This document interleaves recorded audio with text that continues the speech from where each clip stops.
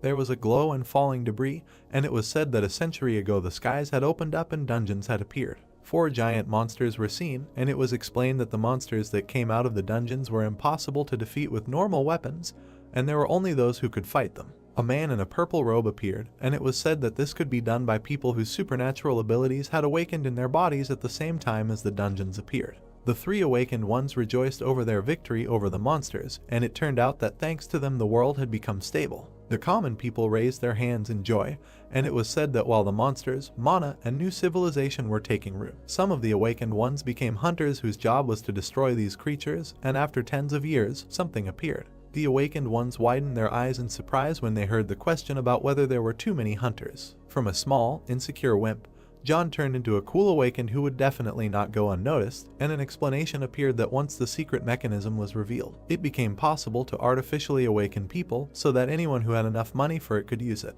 On the phone screen, news about hunters and a happy ending for a professional hunter appeared, and it turned out that the number of people wanting to become hunters was also increasing. The eyes of a man in a white shirt were blurred, and he asked if anyone wanted to become a hunter, to which he received the answer that they did. The dawn of the great era of hunters had arrived, and a blue magical portal appeared near which people were pushing, trying to get forward. Because obvious problems began, the government came into the scene and established a professional exam, and only those who passed it were allowed to become an active hunter. A teacher appeared among the sheets of paper, and it was announced that educational institutions had appeared that prepared for passing the exams. The guy was doing squats with a barbell, and the story continued about how they provided the necessary information and trained students. The man with the book raised his hand, and it turned out that eventually private institutes appeared that trained future professionals in their field, and they were called hunter academies. A cough was heard, and drops of blood appeared. Standing in front of a giant dragon, the protagonist asked how such a person could exist. Lowering his eyebrows, the protagonist asked if he was a frog in a well.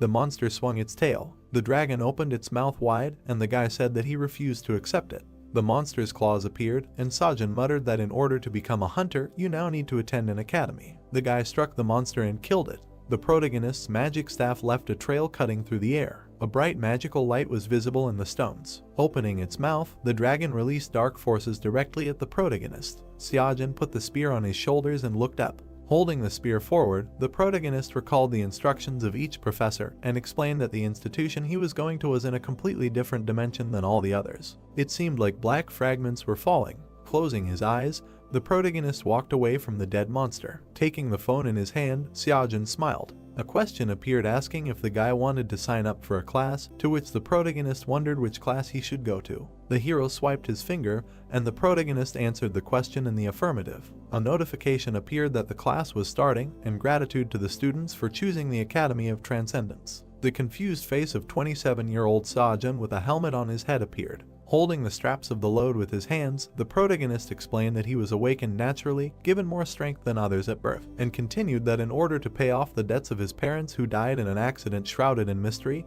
he has been transporting slain monsters for 9 years. Placing his hand on the bag with the monster's body, Sajin explained that there is only one thing that helps him endure such hard work and the psychological pressure of death. Wiping his face with a towel, the protagonist thought about his dream of becoming a professional hunter. The protagonist's colleague held out a glass and offered him a rest, asking how Sajin was doing with becoming a hunter and how he was doing with money. To which he replied that he was still looking for a good academy, but there weren't many inexpensive ones. And another man asked if the guy could become a hunter at least because he was awakened, and received the answer that the hunter exam had been instituted 50 years ago, and attending the academy was now mandatory. There was no way to shirk. Raising the drink to his mouth, Sajin understood that this was true, because most of the teachers in these academies were active hunters who shared their experience, taught cool skills that you need to know before risking your life. Behind the heroes, a sign was visible stating that the Hunter Academy was seeing a record number of applications. The guy who graduated from the academy turned away from the common man,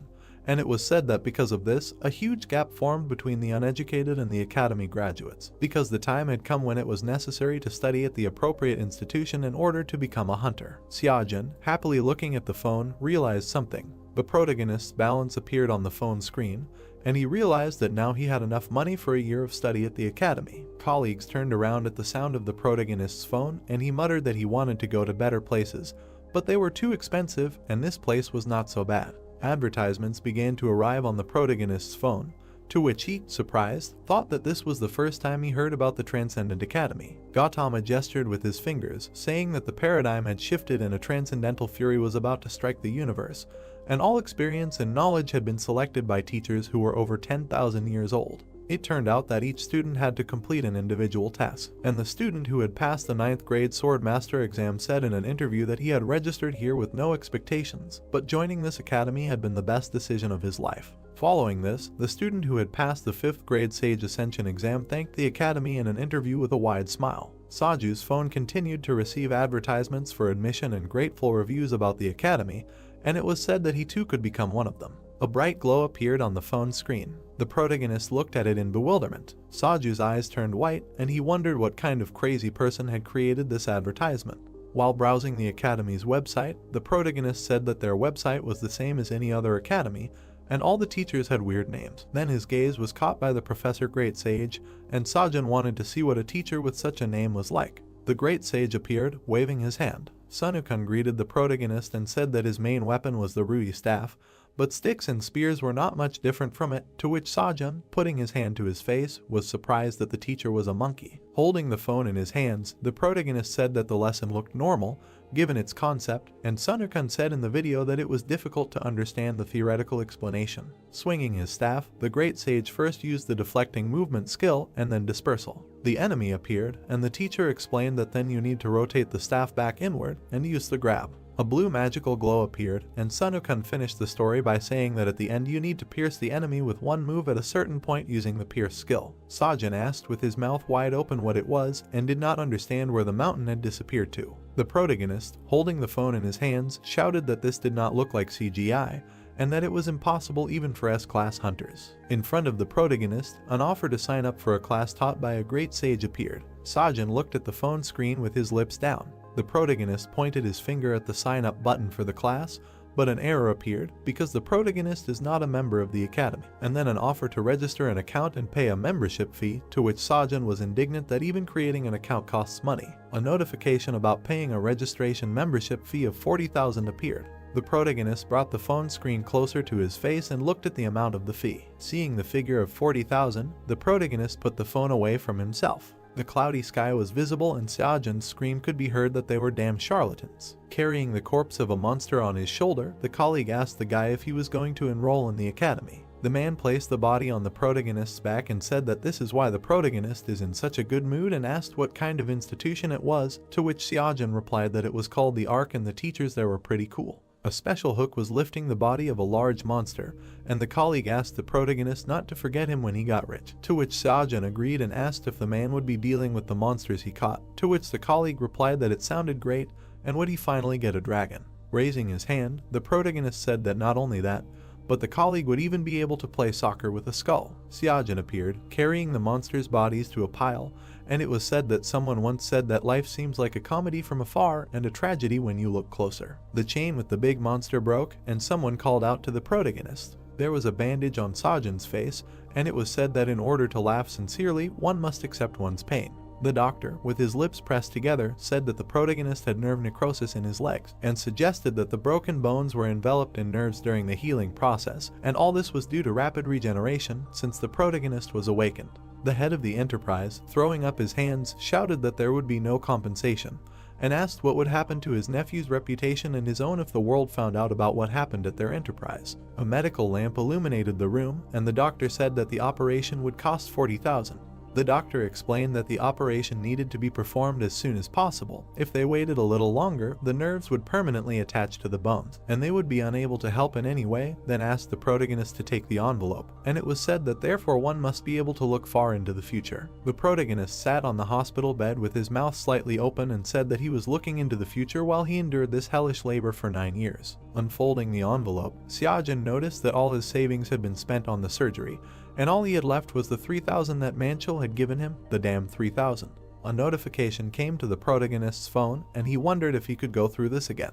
The protagonist looked at his phone in confusion. The screen displayed messages about new students being able to take advantage of a special offer and get an absolutely free pass, to which Seojun thought that this was the same Transcendent Academy. The protagonist scrolled through the messages and thought that after that day, he could not find it again, and a notification appeared saying that the guy's registration fee would be calculated taking into account his situation. The registration membership fee was 3,000. To which Seojun, with his lips pressed together, was confused and wondered if the last time it was 40,000. The protagonist's lips turned down, realizing that the 40,000 was all he had back then, and he decided that they wanted to take everything from him. Smiling, the protagonist thought why not try to register since there was nothing on the account anyway. A message came that the membership was confirmed, and Seojun, with his mouth open in fear, watched the money fly out of the envelope, after which a congratulatory notification came about entering the academy. A magical creature appeared from the protagonist's phone, and he did not understand what was happening. The creature said that it was glad to meet him, and asked if the guy was Seojun, to which he looked down, his mouth slightly open. The creature explained that it was the protagonist's mentor, and was in charge of primary education, to which the protagonist, with his mouth wide open, thought he had hit his head. With his purple eyes widened, the mentor introduced himself. The assistant smiled, and the protagonist began to speak. Seojun pursed his lips and muttered what the assistant had said. The boy continued that his mentor's name was Mentor, to which the creature jumping on the phone screen replied that it was, indeed, him. Putting his hands on his hips, the assistant said that his mentor was him, and his name was Mentor. Looking away, Seojun clarified that maybe Mentor was Odysseus' teacher, to which the hero of Greek mythology was surprised that the protagonist knew him, and the assistant replied that he was the first student he had mentored, and since Odysseus became a transcendent, a lot of time had passed, but he still occasionally got in touch. Frowning, Mentor explained that in any case, their academy trains those who want to go beyond the limits of their race. Seojun's eyes widened in confusion. Leaning on his hands, the protagonist clarified that this academy is for transcendents, not hunters. The mentor placed his hands on the phone and asked how they could even be compared since they were on a completely different level. The protagonist raised his hand and started talking about S-class hunters while the assistant pressed buttons on the phone. The mentor held the phone up to Seojun's face and explained that their instructors were capable of taking out hunters with just one finger, no joke, and asked the protagonist to fill out something. A transcendental aptitude test appeared on the phone screen. The protagonist scratched his head and asked what it was, to which the little mentor replied that this way they would see what kind of transcendent he wanted to become, as well as his current level and inclinations, to which Seojun sighed. The protagonist chose the answer to the first question, and the mentor added that he needed to answer as honestly as possible so that he would receive the best recommendations, but the boy still didn't understand what was going on. Seojun reached his finger towards the phone screen. Suddenly he stopped, to which the assistant, with his mouth slightly opened, asked if there was a problem. Clutching his head, the protagonist said that he did not know what to choose in the second question about his skill level, to which the mentor encouraged him that many doubted this, and suggested that he choose something that literally reflected the guy's abilities. Raising his leg, the little assistant asked if Seojun could clear a plane with his strongest blow, to which he replied that he could not. The mentor asked if his young friend was capable of splitting a mountain in two with one jerk, to which the protagonist, looking down, replied that he could only climb it. Turning to face the protagonist, the mentor clarified that he would not be able to pull it out of the ground, to which the guy said that it sounded even stranger. Throwing his hand behind his head, Seojun continued to be surprised by the questions, and the creature did not understand how he managed to register for their academy, because he was an incompetent.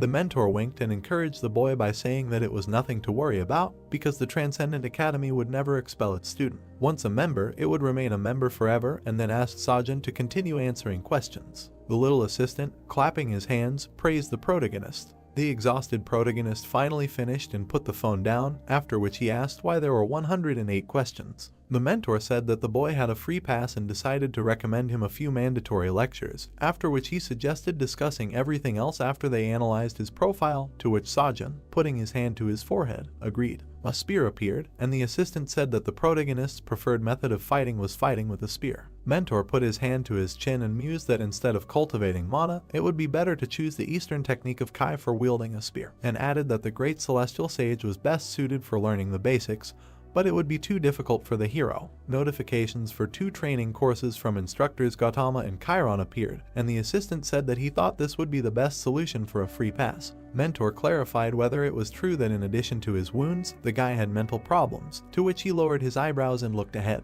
The small assistant sat on the protagonist's shoulder and suggested starting with instructor Gautama's lecture, to which the protagonist repeated the teacher's name. A question was heard in the room about whether the creature was talking about Buddha, to which the mentor replied that the instructor denies it, but all the students address him that way. The teacher's face appeared, and mentor said that due to his lectures on psychology, he is one of the most famous instructors and his subject is required for the exam, and added that usually a huge amount of money is required to attend this lecture, but Gautama is very insistent on saving poor souls, to which Sajin asked what the hell. A notification appeared that upon completing the lesson, he will receive the unwavering heart. The protagonist did not understand what this meant, and the little assistant explained that this is the reason why this lecture is necessary, because it can help to succeed in almost any direction of transcendence. Winking, the mentor explained that even if he felt like he was going crazy, he should definitely watch the lecture to the end, to which the protagonist asked him again, and he replied that the guy would understand everything when it started. The little assistant disappeared in a pink glow and said that he would contact the protagonist after analyzing his profile, to which Sajin asked him to stop. Covering his legs with a blanket, the protagonist realized that he would have to look at this lecture, after which a notification appeared that he needed to press a button to start watching. Gautama closed his eyes and asked the listeners' opinions on whether their world existed. Holding the phone in his hands, Sajin wondered if this was really Buddha because he looked like a living golden statue. The mentor grinned and said that the word I did not exist. Therefore he himself did not exist, and it was heard that more importantly, this lecture was too difficult. Gautama placed his hand on his knee and said that if they had nothing to compare it to, then how could they exist and what could not be defined? Sajin, floating in space, asked if this was what mentor was talking about and continued to listen to the lecture about how this world and the entire universe were thus created the moment they were born. The silhouette of Buddha appeared against the backdrop of space, and he continued to say that the world and the universe would perish when they died because they did not exist and they were the world. The protagonist thought that he felt like he was starting to go crazy when suddenly a notification came that the lecture was 0.06% complete. Sajin was lying on his bed and the sun was shining in his room. A week later, a hospital building appeared, from which the doctor could be heard marveling at the speed of the protagonist's recovery. Adjusting his glasses, the man looked at the muscular body of the protagonist and said that he of course understood that the guy was awakened, but in 30 years of work he saw something like this for the first time. Sajin smiled and realized that he hadn't imagined it. The protagonist was lying on the bed and thought that thanks to Gautama's lesson, his heart had found peace, which increased the speed of recovery. Although when he listened to the lecture, it seemed that his mind was leaving him, and added that the lesson was only 1.3% complete, but the effect was already amazing. Looking at the documents, the doctor warned that you never know what might happen, and suggested that the protagonist stay in the hospital for another week or two, to which he thought about what would happen when he finished listening to the lecture. Smiling widely, Sajin agreed with the doctor, and decided to do as he said, and thought that the Academy of Transcendence was no joke. The protagonist was scrolling through messages on his phone and decided to watch Chiron's lecture at the same time since he could now move his body. Crossing his legs, the protagonist thought that Class of Metamorphosis was lower in rank compared to Steadfast Heart, but it was far from a low-level skill. Remembering Mentor's words about Steadfast Heart, Sajin realized that most likely this skill was simply too powerful. Chiron's face appeared. He said that it was nice to meet you and introduced himself. The silhouette of a centaur was visible, and it was said that the mentor was a creature with a human torso and the lower body of a horse. Silhouettes of heroes of Greek mythology appeared against the background of space, and it was explained that Chiron was the teacher of almost all of them. Putting his hand on his hip, the mentor indicated that the purpose of this lecture would be to prepare the students to the stage where they could move on to the early levels of transcendence. The teacher asked to note that in this course, martial techniques would be covered superficially, to which Sajin, smiling, admitted that he was almost surprised that this was the real Chiron. Putting his hand to his chin, the centaur began to talk about the first step to becoming a transcendent. Taking the phone away from his eyes, the protagonist looked ahead questioningly. It seemed like someone bared their teeth angrily. A man with bright blue eyes shouted for the protagonist to quickly get up and go. Dropping the phone from his hands, the protagonist screamed loudly in fear. The protagonist's face became very round. Lying on the floor, the protagonist heard the sound of a notification on his phone. Signs about a new daily task appeared. The guy picked up the phone and was surprised. Standing on his feet, he asked if this would be every day. Lowering his eyebrows, Sajin remembered that the doctor said to try not to overexert himself for the next week. Yawning, the protagonist said that for now he would just listen to lectures, and he would study when he was discharged, and an uncompleted task was discovered. The protagonist poked at the screen with satisfaction and the same sign popped up again. Sitting on the bed, he did not understand how they knew that he did nothing. The guy's hair turned white. Lowering his head, he thought that everything was lost. But a week would not solve anything, there was no need to drive yourself. Looking at the Buddha, Sajin decided to listen to the lectures first. He noticed a sign that the free pass would end in 83 days. Running out into the street, the protagonist clarified whether it was given for a while. A lamppost was visible, and he continued that the Academy of Transcendence is also an academy, and it is logical that not everything is free for them. Stretching his legs, the guy said that there were 83 days left, and apparently initially 90 days are given, and he did not know how this academy works, but it seems that in order to increase progress, he must absorb knowledge and reach a certain level of understanding. Taking the smartphone in his hands, the protagonist did not understand why everything was unchanged. His pupils turned white, and he thought that he had listened to the Buddha's lecture over and over again for a whole week, but his progress remained the same. Sungjun exhaled, doubting that he would be able to complete the course in the remaining days. Moving his shoulder, he asked if the free pass was some kind of trial period, adding that he had not trained for a long time, and before this, he did not see the point in training at all. Starting with push-ups, he said that after all, he had been carrying monsters killed by hunters for 9 years. Remembering the work, the protagonist said that the monsters weighed about 70 kilograms, so he did not need additional exercises. His sweat dripped onto the asphalt, and he said to himself that although he did not know how to use magic, he was still awakened, and he was confident in his physical strength. After 300 push-ups, he knocked the dust off his hands. The main character raised his hand to his forehead and said that compared to years of grueling work, this was nothing, and decided to see what happened next. He didn't understand why his push-ups weren't counted in full. Raising his eyebrows, the guy asked why only 81. He continued training. His counter didn't change. Sajin started shaking. 1 point was added. He stood up and picked up his smartphone. Gritting his teeth, he said that they weren't perfect, and completed the task. The guy did all the pull-ups. The press and squats were also done. Having run 30 kilometers, he exclaimed how this even works. The main character looked at the screen. Lying on the floor, he screamed that this was some kind of madness, he couldn't take it anymore, and the people around him judged him. From the hospital came the question of whether it was necessary to do this every day, and when to listen to lectures, having received the answer that it was not his problem. A couple of days later, the grandmother showed up. Sajin put his hands in his pockets and heard that he was getting better every day, and whether he was training again, to which he said yes, and how she was doing. The old lady, stretching out her palms, said that she was working hard. The guy's eyes widened from the news that at 5 o'clock in the morning a level 4 monster was discovered in Seoul. Looking at the reporter, he continued to listen to the association claim that he was in hibernation, which, as it turned out, the transportation service did not know, so the monster ended up in the city center, where it woke up from sleep. They showed a hunter, and the host added that many could have died. The protagonist, with his pupil bulging, heard that by pure chance, an awakened one was nearby, who repelled the attack of the monster. The main character stood with his hands down, and the reporter said that he was a student of the Gaon Academy, and the granny said that the hunters saved them again. She, opening her mouth, said that they are great people. Looking at the youth, she asked if he was awakened, receiving a positive answer. Taking his hand, the old woman asked if he was a hunter, would they show him on TV. Lowering his eyebrows, Sajin wondered if she thought that the news showed just anyone. The man held a newspaper and turned to them. The granny, narrowing her pupils, listened to how it was very difficult to become a hunter now, a 1 in a million chance, and asked if this was true, how everything had changed, in her time it was different. The stranger, opening his mouth, turned to the student. Putting his elbow on the armrest, he said that he did not even study at the academy.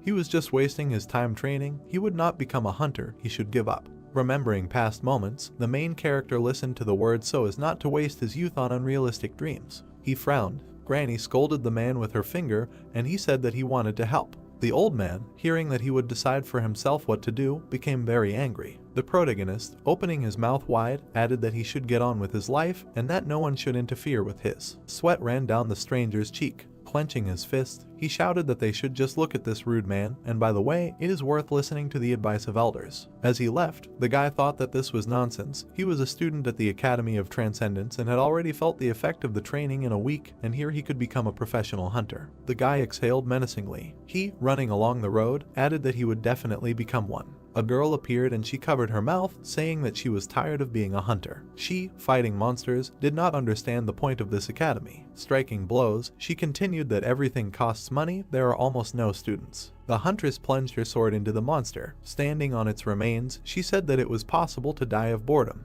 A bloody paw lay on the ground. A small building appeared. Sajin, jumping onto the bed, was glad to have his home. The doctor adjusted his glasses and asked if it was only 2 weeks. The guy, resting his head on his hand, said that he had been in the hospital for 2 whole weeks, and his apartment was small, but the best. The protagonist's pupils bulged. Watching the drops drip, he thought that there was still a year until the hunter's exam. The bag was lying by the door and he clarified how much money was left in the account. The protagonist was visible through the bars on the window. He, opening his mouth, realized that he had nothing at all. Taking the phone, Sajin said that he had already finished the assignment. Running his finger across the screen, he thought that he had not had time to watch the lectures, because the next day was already starting and maybe today would be possible. A notification appeared about the start of the next lesson. Chiron, stroking his beard, said that it was excellent. The guy, standing up, heard that it seemed like he had finally learned to walk and asked if he considered him a baby. The teacher of heroes, holding a spear in his hand, answered that in that case it was time to take the first steps, the first step on the path to becoming a transcendent. Lowering his eyebrows, the teacher uttered the word feelings. The lecture was completed at 5.7%. The next morning, a construction site was visible and it was heard that he thought that he needed some kind of complex operation, but it turned out to be some kind of trifle. The worker, folding his arms, said that he was deprived of intelligence since he decided to come back here and let him know that if this happens again, he will not get off so easily, and the protagonist thought that he did not want to come back, but he had no choice. The main character, squinting his eyes, said to himself that, apparently, he felt guilty, albeit a little. A container with windows was visible. Xiaojun, sitting on a bench, exclaimed that it all came down to money. If he didn't work, he wouldn't have anything to eat, and if he worked, he wouldn't have time to study. Closing his eyes, the guy continued that if he didn't do his daily assignment, he wouldn't be able to listen to Chiron's lectures. Through the sweat on his face, he wondered if he should at least review the previous classes and what Chiron had said in the last lecture, remembering that something about feelings. His workmate, with his mouth slightly open, heard that 5 senses play a key role in combat, namely sight, hearing, touch, taste, and smell, all the familiar 5 senses.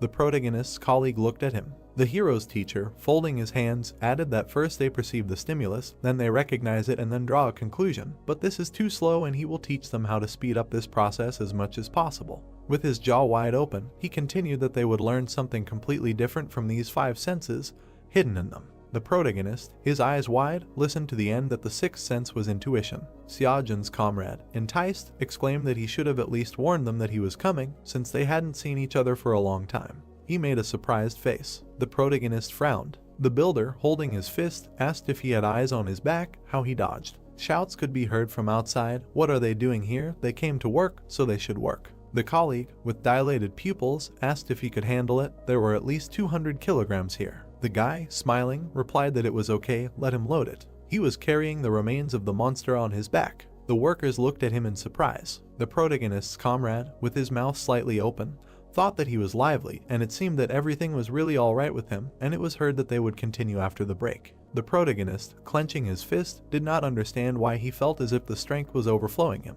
Xiaojun, squatting, said that he could do his daily task. There would be no time after work anyway. Wiping away the sweat, he said that he would check if he was doing everything correctly. The protagonist's pupils narrowed. He saw that one squat was counted as 3. The guy, standing still, realized that it was because of the extra everything increased in efficiency, and his comrade shouted that he should rest. The protagonist, raising the corners of his lips, said that it was great, and the conversations of the workers were heard. Xiaojun, grabbing pieces of meat, exclaimed that why allocate time for exercise if he could train during work. While doing push-ups, he added that the more weight, the less to do. Words appeared in the sky that you can work and spend time usefully, kill 2 birds with 1 stone, and the protagonist began to do pull-ups, and his colleague shouted that he would overexert himself. The guy, lying on the bed, said that he was going to die. Remembering his work, he said that combining work and classes turned out to be very effective, but very difficult, and who would think of training and dragging monsters at the same time? The protagonist sat down. He looked at the phone. Looking at the completed tasks, he realized that he had saved a lot of time.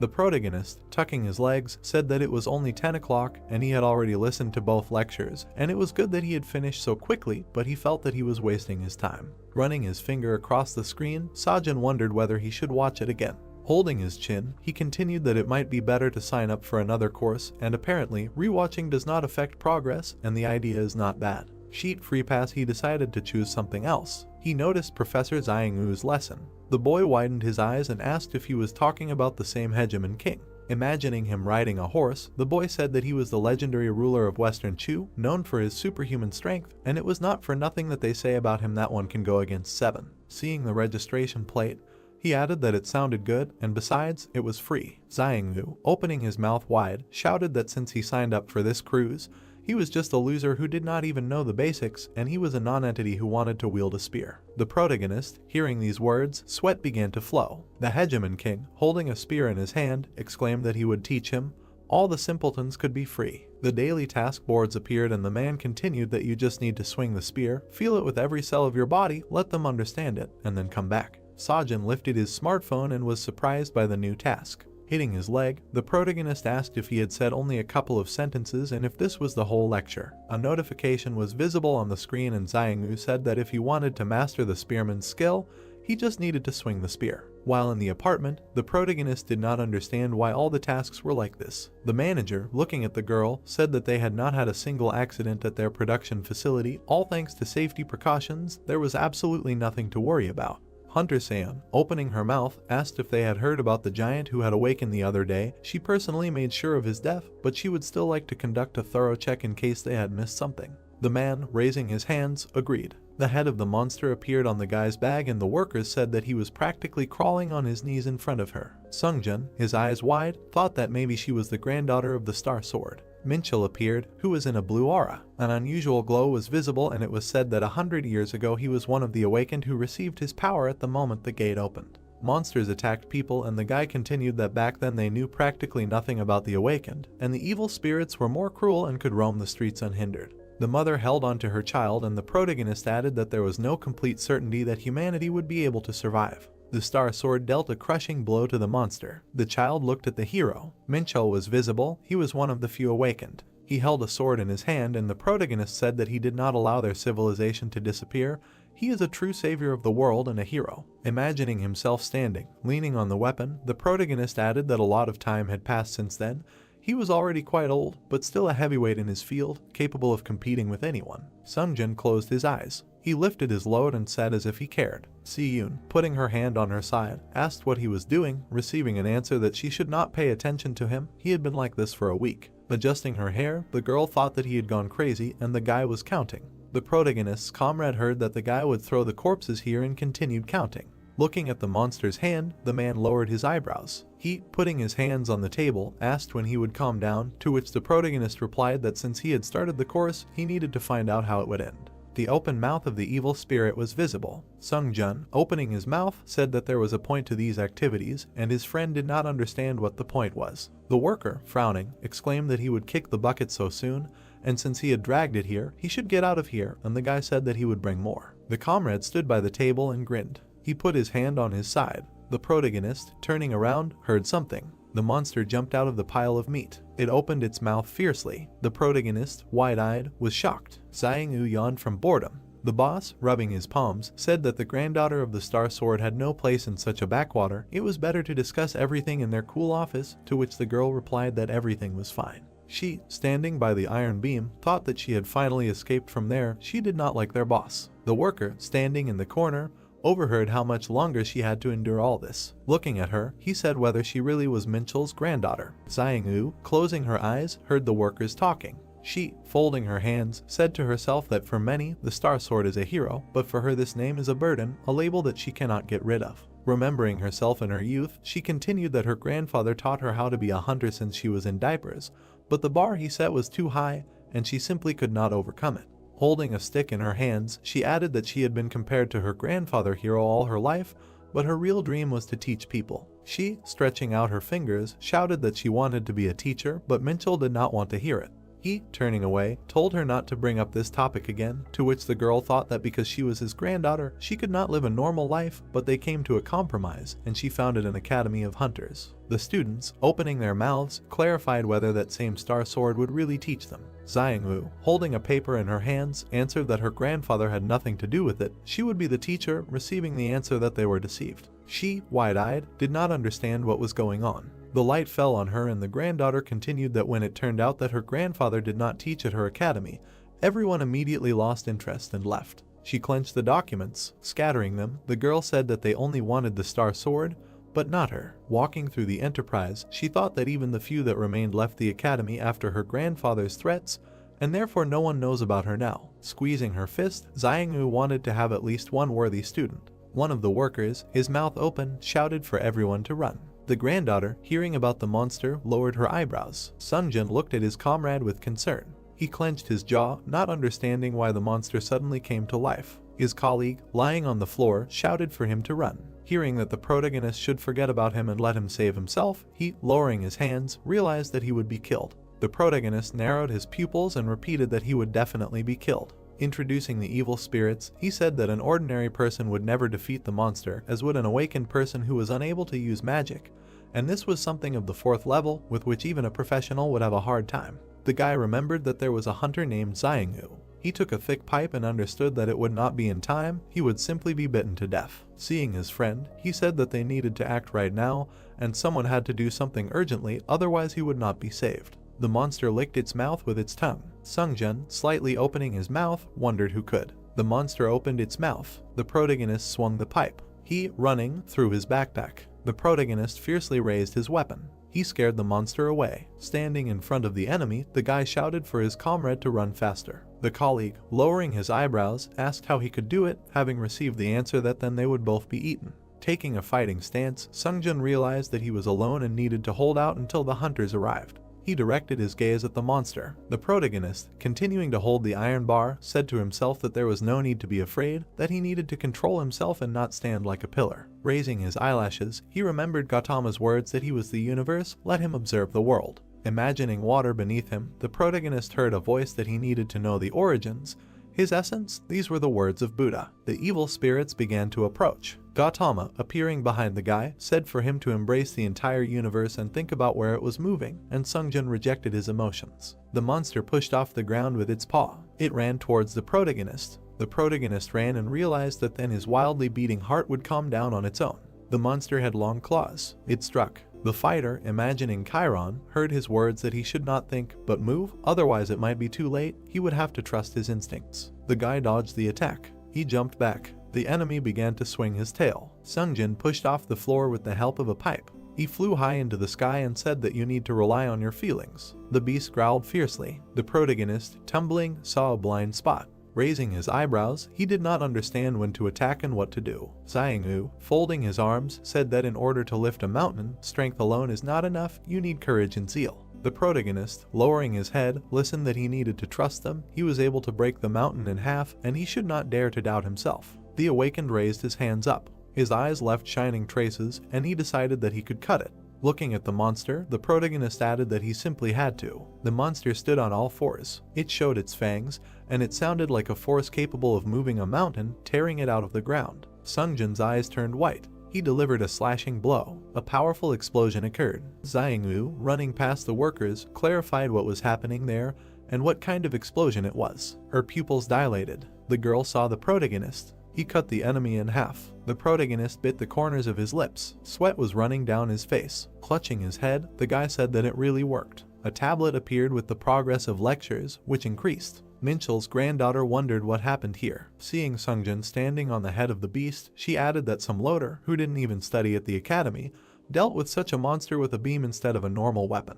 The guy's mouth dropped open. He ran past Xiangyu and shouted about Mr. Taking his hands, the protagonist began to ask if he was okay, if he was injured, to which he replied that everything was fine. The leader, rubbing his palms, said that they really checked, but it seemed that they made a little mistake. And the words of the protagonist were heard that they themselves knew how much he had been training lately. It was better to go to the hospital, just in case. The loaders stroked his head. Xiangyu, her eyes wide, said that here he was, a worthy student. The main one, raising his hand, asked not to say a word about what happened today. Xiangjun, saying goodbye to his friend, exclaimed that he should definitely visit the doctor, to which the latter replied that he had been pestering him for so long. The protagonist looked at his phone and was surprised. He saw progress and exclaimed that when he re-listened to the lectures, he had never seen numbers close to that. Putting his finger to his mouth, the protagonist asked if it was because he had defeated the monster, adding that it was better to see once than hear 1,000 times. Lowering his eyebrows, the boy realized that practice was the best way to improve his progress in the lectures. Scratching the back of his head, he said that in order to get at least a temporary license, he needed to enroll in the Hunter Academy, and without it he couldn't get into the dungeon, and he would have to save up for training again, but the Transcendent Academy couldn't give him a license. Xiangjun, turning his head, heard someone address him. Xiangyu raised her hand and asked if she could have a word with him, and the protagonist remembered that she was the huntress who worked for their company and the granddaughter of the Star Sword. Turning to her, the protagonist did not understand what she needed and said that he was listening to her, and she replied that she would get straight to the point.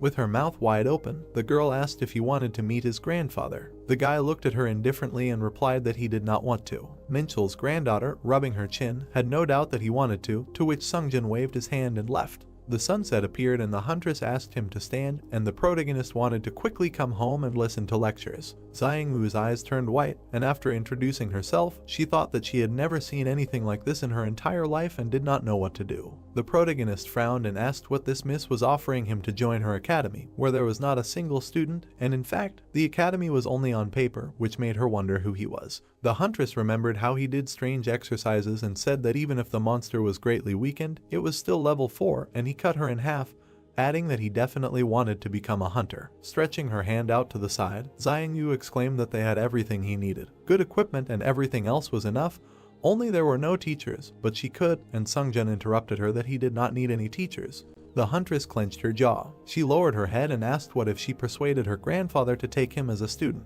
The guy turned away and replied that he was not interested. What did the girl think? That all hunters dreamed of learning from the Star Sword? Would he really miss such an opportunity?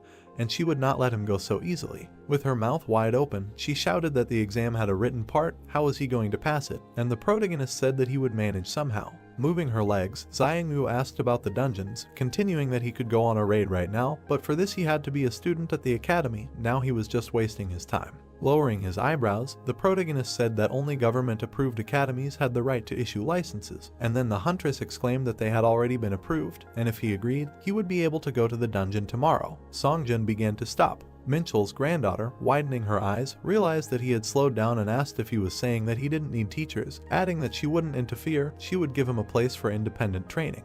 Clenching her fingers, she continued that she wouldn't take a penny from him. Keeping his hands in his pockets, the protagonist asked if he should just enroll, because there's no such thing as a free lunch. What did she really need from him? Looking at him, the girl said that until he became a hunter, he would represent her academy in competitions, and he should also tell everyone that he was studying at her academy. The protagonist, with his mouth slightly open, realized that this was an extremely profitable offer, since he would solve all his problems at once while practically nothing was required of him, and asked why him. Xiangmu, with her eyes wide open, replied that she had seen potential in him. She looked at him with a smile. The guy, grinning, thought that this was not bad, a mutually beneficial relationship. Extending his hand to her, he introduced himself. The huntress, taking it in return, reciprocated, and thought that at some point this relationship would exhaust itself. The next day, Songjin was holding a phone. He, bringing it to his ear, heard a question about what he had done. The boss was fired. The previous day, the protagonist asked Xiangmu to tell their company that she did not like the boss and she would not cooperate with them. Closing his eyes, the guy did not think that he would be fired right away,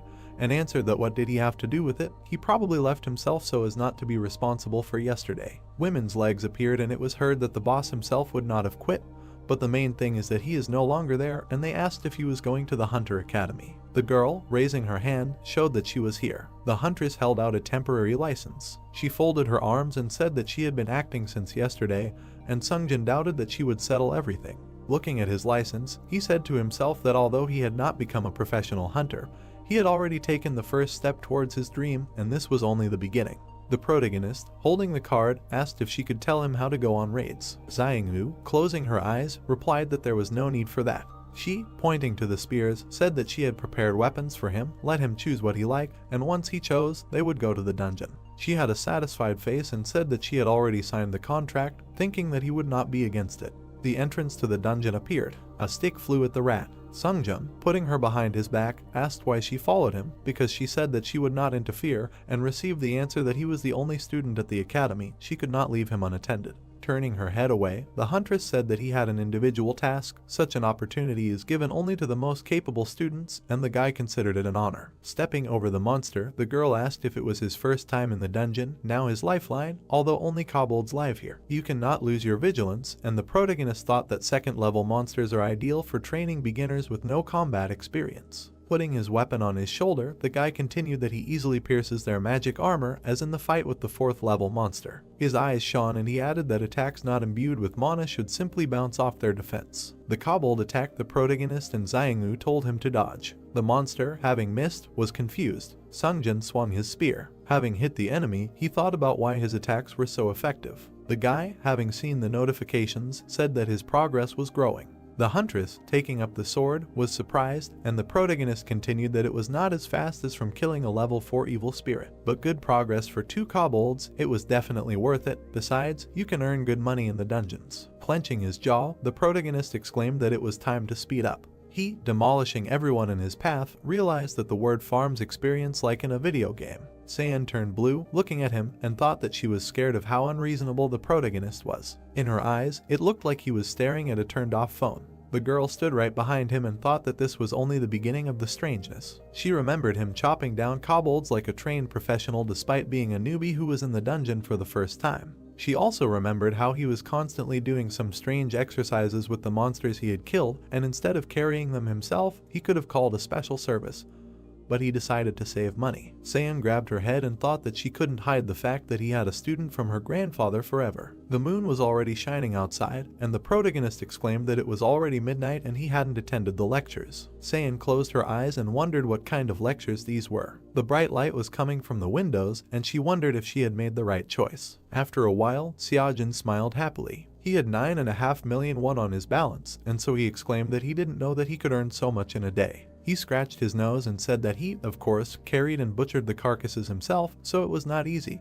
But all his efforts paid off. He opened his eyes and said that the problem was that all this took too much time and effort, because he did not even have time to listen to the lectures. The protagonist stood near the crosswalk and wondered if maybe he should ask Mr. Munchel to work together, because he trusted him, plus they could stay in touch, and if he opened his own business, then everyone would benefit. The green light came on. The protagonist walked along the crosswalk and wondered what to do with the money. He remembered how he killed the monster, and therefore thought about the fact that by clearing dungeons he both earned money and increased his progress in lectures. But everything was going slower than he expected, plus they gave nothing for the last kobold. He remembered the Great Sage and wondered if there was a quick way to become stronger. The Great Sage assumed his battle form, and the protagonist wondered how to become as strong as the Great Sky Sage Sunukun. Xiaojin stood up. Suddenly, his eyes widened in surprise. A selection window appeared on his phone, and he remembered that he had seen a part of the Great Sky Sage lecture, but he had no money before, so he had forgotten about it. But now he could afford it. Xiaojin smiled happily and shouted that it was time to get down to business. But then he saw that the entry fee was 27 billion. The protagonist's mouth dropped open in surprise. He started shouting across the street because of the entry fee. Xiaojin sat down and began grumbling that even an S-class hunter couldn't make that much. He looked at his phone and asked if there were any other items for sale at the academy. The protagonist seemed to be on fire and started talking about how since there was no money for lectures, maybe they should at least buy some equipment. The phone said there was a transcendental shop that sold training equipment. Xiaojin opened his mouth in shock and said he couldn't believe his eyes. There were a lot of good equipment and elixirs on sale there. The protagonist grabbed his head and said that even if these were all lines, they were legendary items. He sat down and began to think that even he, who did not understand weapons, understood that this was something incredible, because the equipment was made by the students of the academy, which meant that all of this was made by transcendence. The protagonist smiled and mentally said that he could not even imagine that it was so easy to get a legendary weapon. He decided to buy the Spear of Longinus and pressed the buy button. The system calculated the cost and it turned out that it cost 100 million. The action takes place near some building. Saiyan was holding documents in her hands, but suddenly raised her head and stopped. She saw the protagonist doing push-ups, and so she said that today he was training even harder. Xiaojin was breathing heavily, thinking about where he would get so much money for this spear, which cost 100 million. The protagonist even thought about taking out a loan and then selling the spear at a higher price, but his phone said that resale was strictly prohibited.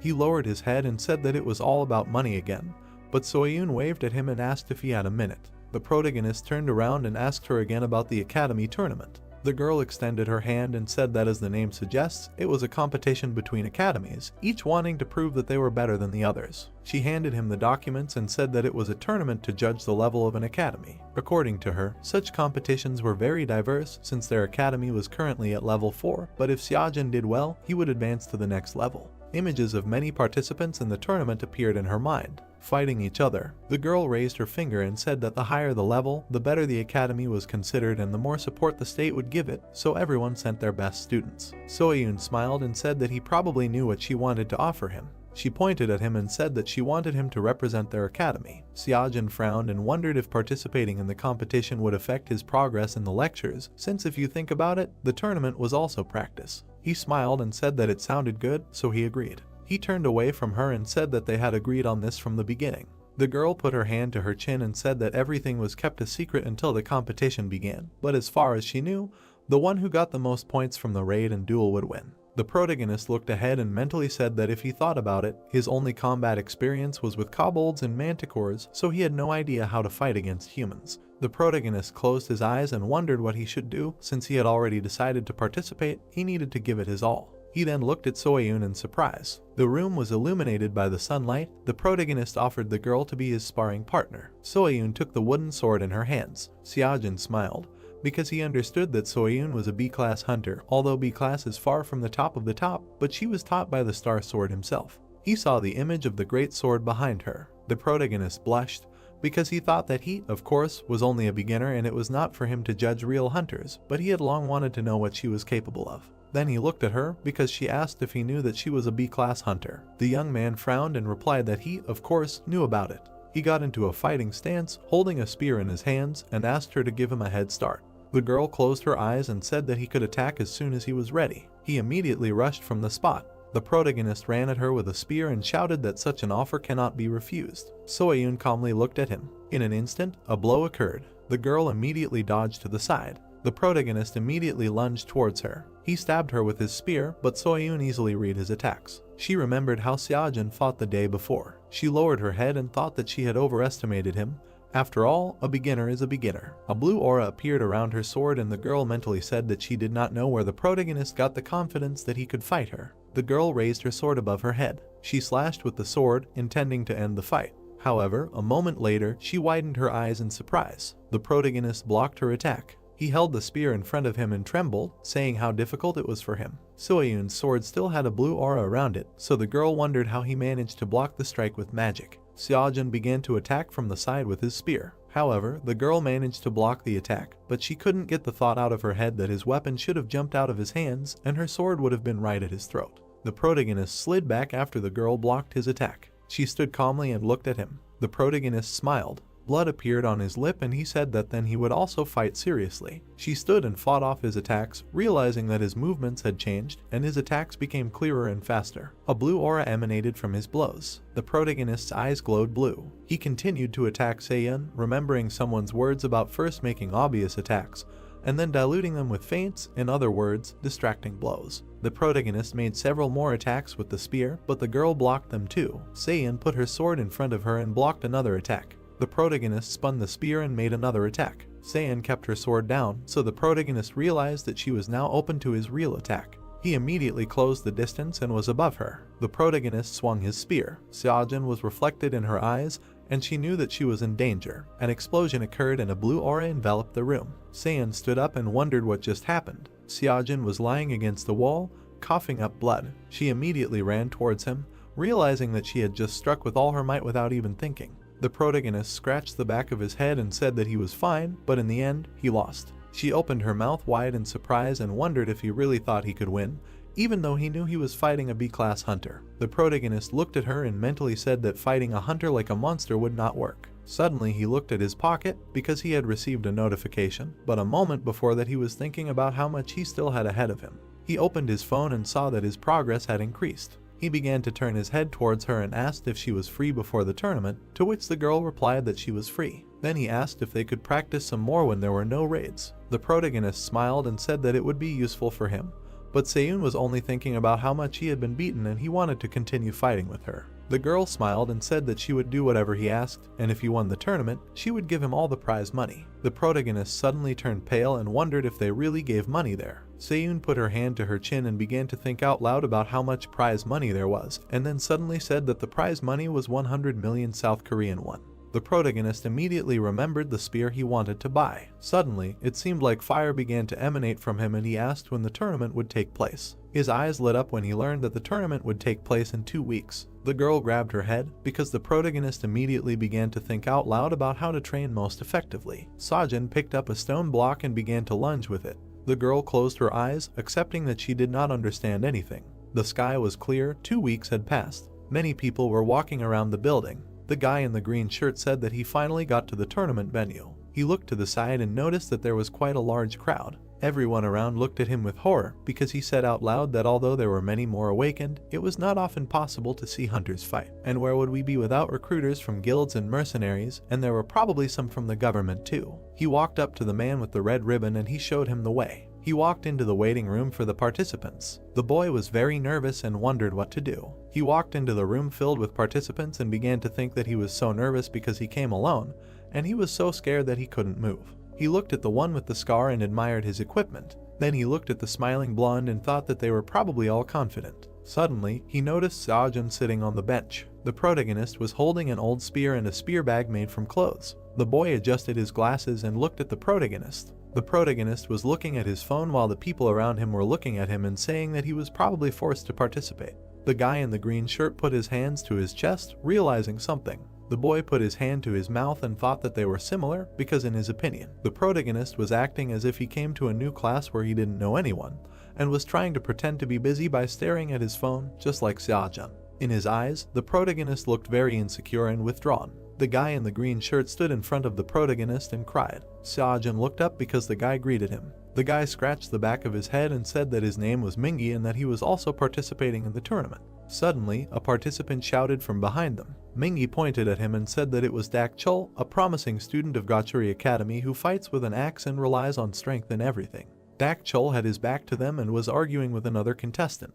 The boy with the scar on his eye, Chial Min, frowned and said rudely to him. Mingi adjusted his glasses and said that everyone said that Chial Min was very unusual because he fought with dual daggers. A man appeared behind them and asked if they could be quieter. A red-haired boy was looking at them. The red-haired boy, Ju Hwan, frowned and said that they were not alone in this tournament. Mingi lowered his head and said that this boy's name was Ju Hwan and that he was a gifted student of Revenant Academy and, in fact, the winner of this tournament. Seojun turned around and asked him about it, and Mingi replied that Juwon usually doesn't participate in the tournament, saying that he has no reason to fight such weaklings. But apparently something happened at the academy and they decided to send him, and since he's here, the winner is obvious. They looked at the ceiling and Mingi started talking about the Star Sword. Seojun's mouth dropped open in shock when Mingi said that according to rumors, the Star Sword's granddaughter invited Juwon to her academy. They looked at his back and Mingi said that he didn't know the reason, but Juwon refused, so he must be very confident in himself to reject the offer of the Star Sword's granddaughter himself. The trash can fell from the impact and Juwon wondered out loud why he had to compete with such worthless people. The young man stood with his hands in his pockets and thought that if it weren't for his uncle's wishes, they would have moved on to the third level a long time ago, and besides, winning such a tournament wouldn't bring him recognition. Juwon grinned and thought that if he knew that things would turn out like this, he would have agreed to Seon's offer. He remembered how Seon invited him to the academy, and so the young man thought about how he refused because he didn't want to study at some unknown academy. But he could just use her and then get rid of her, since she was the granddaughter of the Star Sword after all. Suddenly, he looked to the side. Seojun frowned and looked at him. The protagonist silently looked at him and wondered how much he would get for fighting him. The young men were still looking at each other attentively, but suddenly the organizers announced the start of the tournament. Mingi began to turn his head and said that the tournament seemed to be starting. The protagonist stood at the entrance to the arena and thought about how he had been trying to reach 30% for the past 2 weeks based on Chiron and the Hegemon King's lectures, although he hadn't noticed any significant changes in strength or anything else, since the difference between 19 and 20% was much greater than between 20 and 21%.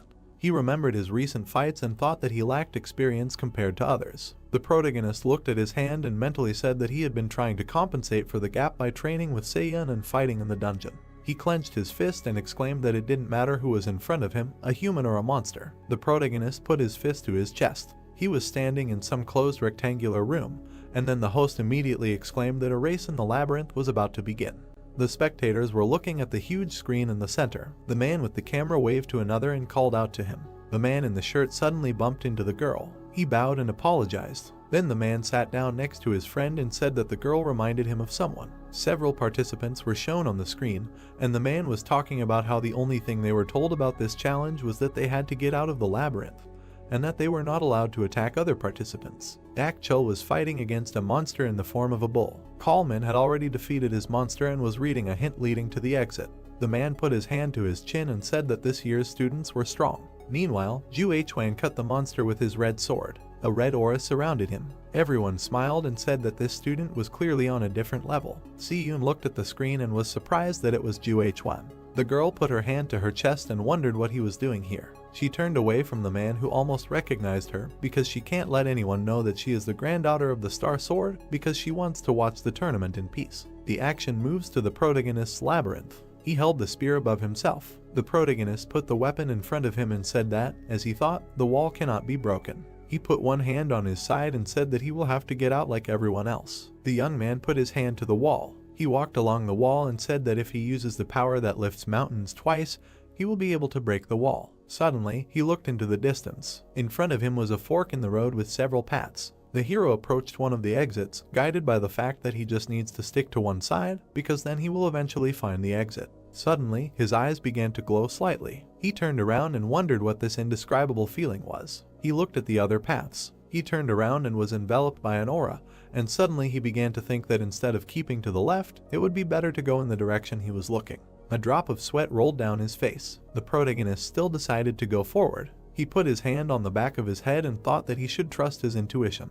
After a while, he frowned, thinking that this was strange. The protagonist was looking forward and suddenly the announcer announced that student Suckman had dropped out of the tournament, so the protagonist thought that apparently the others were constantly fighting monsters. The protagonist continued walking and wondered why everything was quiet for him then. Suddenly, his eyes widened in surprise, because he realized that his intuition was telling him how to get around the monsters. Mingyu appeared behind him. The protagonist was very unhappy because Mingyu began to shout that he needed to be careful because a monster could be waiting around every corner.